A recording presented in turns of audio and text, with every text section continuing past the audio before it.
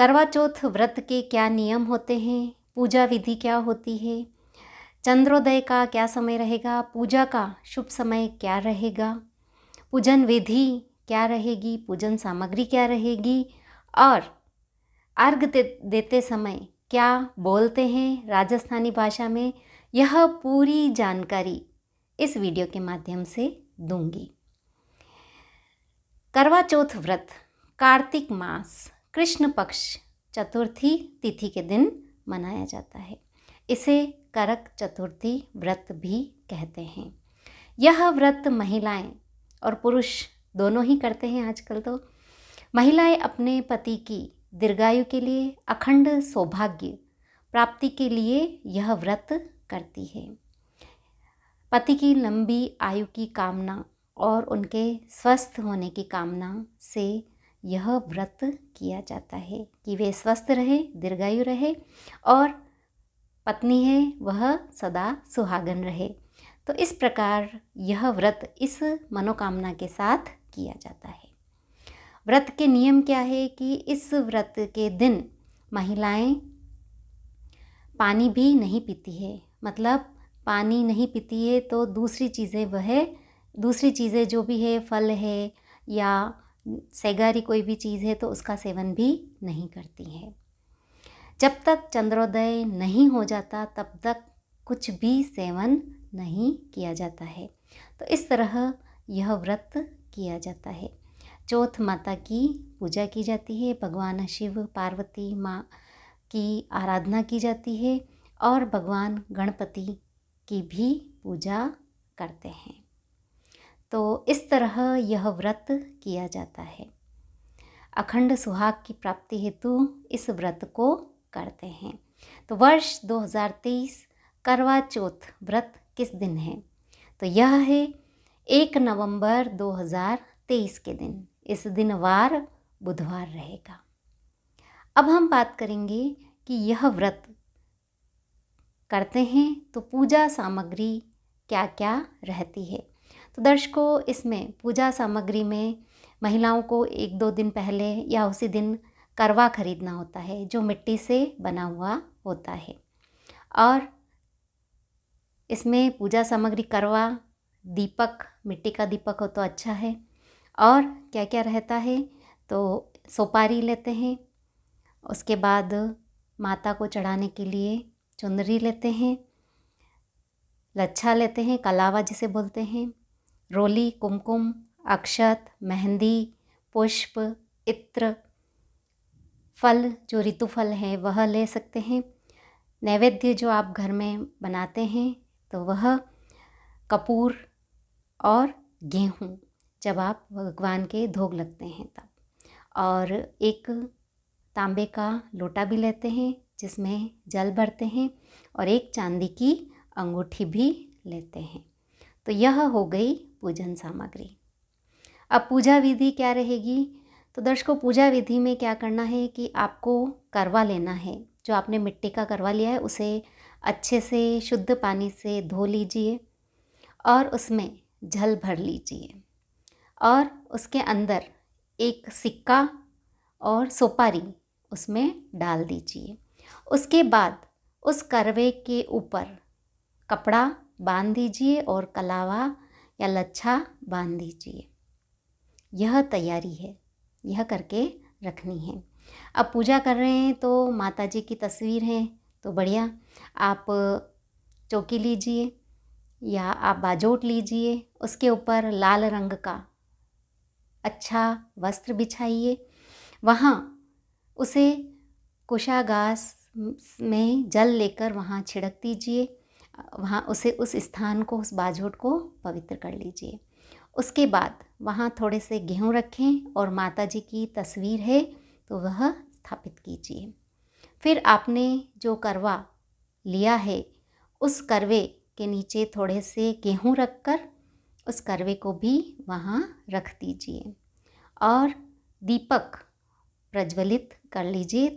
थोड़े से गेहूँ रखकर दीपक उसके ऊपर प्रज्वलित कर लीजिए। उसके बाद क्या करना है कि माता जी को, चौथ माता को, करवे को शुद्ध पानी से स्नान कराना है। उसके बाद स्नान कराने के पश्चात क्या करना है, वस्त्र अर्पित करने हैं। माता जी को आप चुनरी लाए हैं तो चुनरी अर्पित कर दीजिए। चुनरी अर्पित करने के बाद कुमकुम अर्पित कर दीजिए। लच्छा अगर लाए हैं तो लच्छा भी अर्पित करना है। उसके बाद कुमकुम अर्पित कीजिए माता जी को। कुमकुम अर्पित करने के बाद आप चुनरी लाए हैं तो चुनरी अर्पित कीजिए। अक्षत अर्पित कीजिए। मेहंदी लगाइए माता जी को। उसके बाद आप पुष्प की माला चढ़ाइए, माता जी को पुष्प अर्पित कीजिए। इसी तरह करवे पर भी कुमकुम लगाना है, अक्षत अर्पित करना है, पुष्प अर्पित करना है और माता जी को इत्र अर्पित कीजिए। फल अगर है ऋतुफल तो फल अर्पित कीजिए। उसके बाद कपूर से माता जी की, भगवान शिव की, भगवान गणपति की, सबका ध्यान करके आरती करनी है और नैवेद्य भी अर्पित करना है। और फिर आरती करने के पश्चात आपको माता जी के भोग लगनी है, थोड़े से गेहूं के दाने लेकर। उसके बाद आप कुमकुम की 13 बिंदियाँ लगाइए और मेहंदी की भी 13 बिंदियाँ लगाइए। और कुमकुम और मेहंदी दोनों का पूजा स्थान के वहाँ आप एक खाली पेपर हो तो वह लगा लीजिए और उसके ऊपर 13 बिंदियाँ कुमकुम की, 13 बिंदियाँ मेहंदी की और कुमकुम का स्वस्तिक और मेहंदी का स्वस्तिक बना लीजिए। उसके बाद आप कहानी का श्रवण कीजिए, भगवान गणपति की कहानी सुनिए, चौथ माता की कहानी सुनिए। तो इस तरह माता जी की पूजा आपने कर ली। अब अर्घ्य देना है भगवान चंद्रमा को, क्योंकि पानी भी महिलाएं अर्घ्य देने के पश्चात पीती है इस व्रत में। तो अर्घ्य जब देते हैं तो क्या करना है, आपके पास तांबे का लोटा है तो उस लोटे में जल भर लीजिए और उस लोटे में आप एक चांदी की अंगूठी डाल दीजिए। फिर चंद्रोदय हो जाता है, भगवान चंद्रमा स्पष्ट रूप से दिखते हैं तो आप भगवान चंद्रदेव की भी पूजा कीजिए। सबसे पहले स्नान, फिर वस्त्र, उसके बाद कुमकुम अक्षत चढ़ाइए। उसके बाद भगवान को नैवेद्य अर्पित कीजिए और पुष्प अर्पित कीजिए। इस तरह भगवान चंद्रदेव की भी पूजा कर लीजिए। फिर नैवेद्य अर्पित करने के पश्चात आप अर्घ्य दे सकती हैं। तो अर्घ्य देते हैं तो हमारे राजस्थान में तो जो बोलते हैं वह मैं बोलकर सुना रही हूँ। यह 7 बार बोलते हैं। तो क्या बोलते हैं, अर्घ्य देते रहिए, जल की धारा भगवान चंद्रदेव को, जल की धारा में भगवान चंद्रदेव को देखते रहिए और यह बोलते रहिए। 7 बार बोलना है। क्या बोलना है, अरक दे करवा चौथरा चांद ने, अरक दे भाई सातारा चांद ने, चांद हेलो उगियो, हरिया बास कटाई दो, साजन उबा बाण ने, आखा पाती दे दो, पीलियो बेरियो बापरो, मीठो जीम्यो आपरो, माला फेरी मोजरी, बीड़ी चाबी पान की, जग जग तो एवाद दो।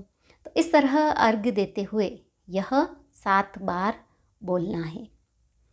यह करने के पश्चात अगर देरानी जेठानी है, सास बहू है और वे साथ में व्रत करती हैं तो हमारे मेवाड़ में, हमारे राजस्थान में तो करते हैं कि करवा बदलते हैं।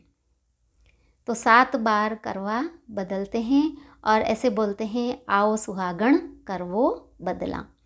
तो इस तरह 7 बार एक्सचेंज करते हैं और फिर दोनों एक दूसरे को बारी बारी से पानी पिलाती हैं और पानी भी 7 बार ऐसे बोलकर पिलाते हैं।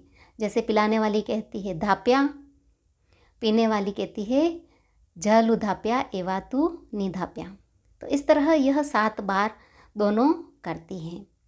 और इस तरह फिर उसके पश्चात जो बड़े हैं उनके चरण स्पर्श किए जाते हैं और पतिदेव को भी चरण स्पर्श करते हैं। घर में जो भी बड़े हैं उनके धोग लगते हैं, भगवान के धोग लगते हैं और इस तरह यह व्रत पूरा होता है। इसके पश्चात जो घर में आपने भोजन सामग्री बनाई है उसका सेवन करते हैं। तो इस तरह करवा चौथ व्रत किया जाता है। तो दर्शकों, वीडियो पसंद आया हो तो इसे लाइक कीजिए। चैनल को अगर आपने अभी तक सब्सक्राइब नहीं किया है तो कर लीजिए। बेल आइकन को भी प्रेस कर लीजिए।